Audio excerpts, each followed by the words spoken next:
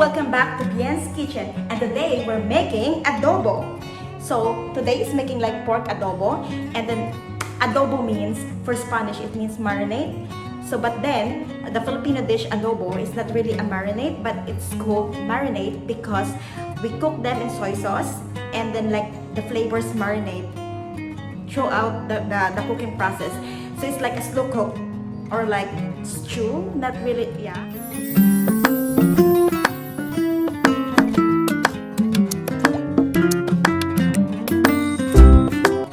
Is not really well known around the world because they said the Filipino food is a bit bland, no flavor, like, you know, it doesn't we're not so famous. But then if you ask, like, you know, one dish that you can name about Filipino dish, that's adobo. If you like this video, please don't hesitate to subscribe into my channel, like, and leave a comment. And if you have any questions about my cooking, don't hesitate to ask me.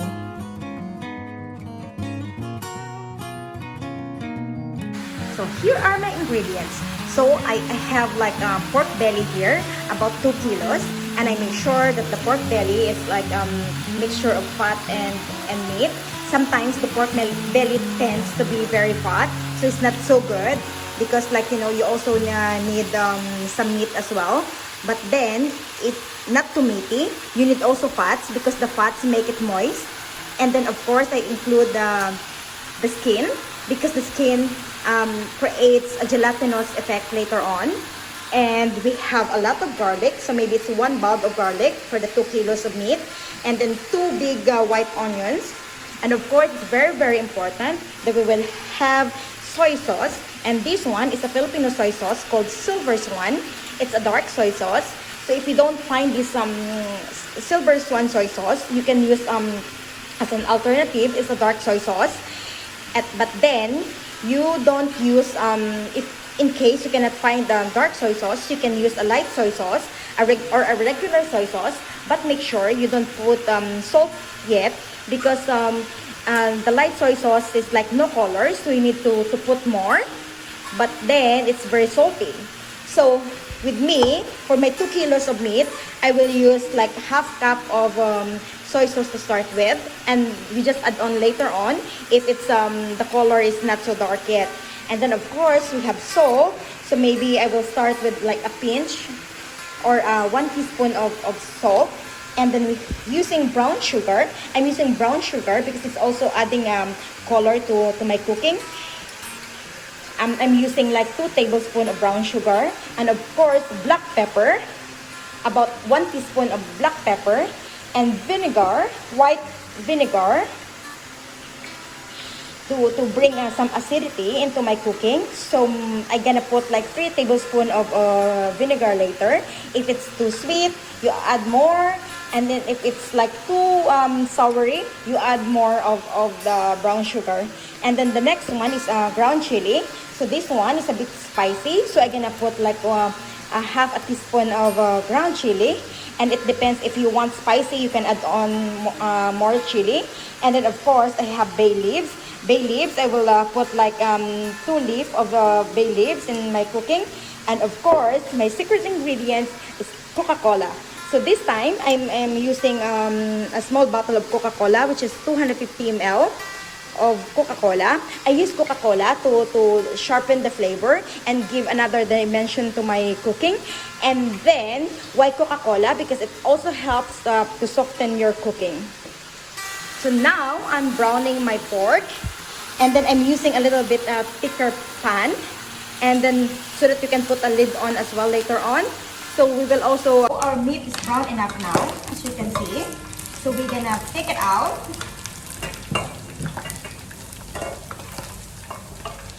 So it's important to brown our meat so that take out some fat as well. So as you can see, look at that, it's a lot of fats. Ooh. Most of our fat, and I just leave like maybe 3 tablespoons of fat there to saute the garlic and onion. So we will start with the onions, and then we saute them until they become caramelized and brown.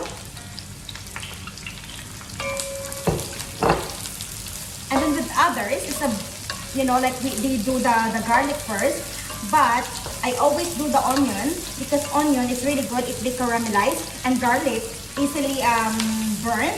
So you don't want a burnt flavor in your adobo. So let's saute the onion first. It's brown enough now. As you can see, it's a bit translucent. So it's time to put our garlic.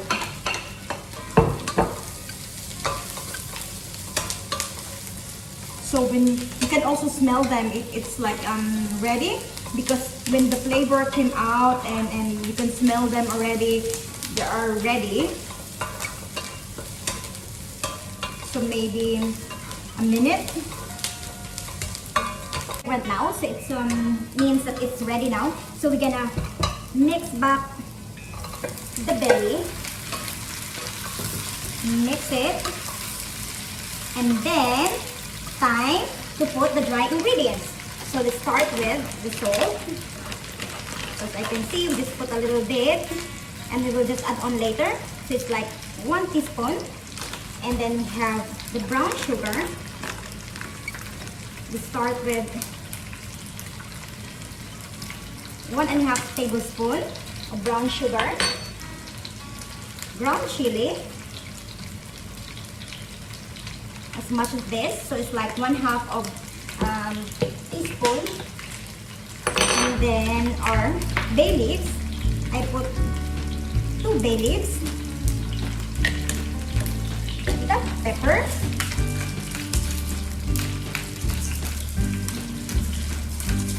we can add on more later on, and of course the soy sauce. So I start with 1/2 cup of soy sauce. So let's put the fire in low now. And of course, our Coca-Cola.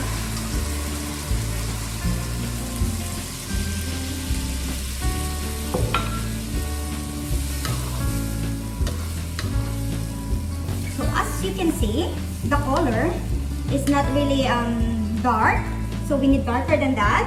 So we can add more, like maybe 1/4 cup of soy sauce. Yeah, and then since the liquid is not enough to cover our the meat, so we add on some water, a glass of water. See, so the water is covering the meat now. So it's time to cover them up, and it's put into the lowest fire so that it will simmer for at least an hour and a half to 2 hours until the meat is softened. So let's check. After an hour and a half, we will check it, and it's drier now. The water already dissolved. So it's about 10 minutes before it's readily cooked. So we will put the vinegar. So 1, 2, 3 tablespoons of vinegar. We'll mix a little bit, and then we will try it. The flavor now is perfect, so we just cook them for like another 10-15 minutes. Check now, and I think, as I tasted earlier, we need more pepper.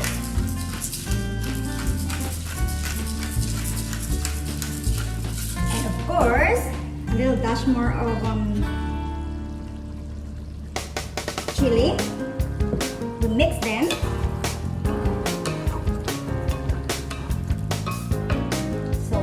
Try them again.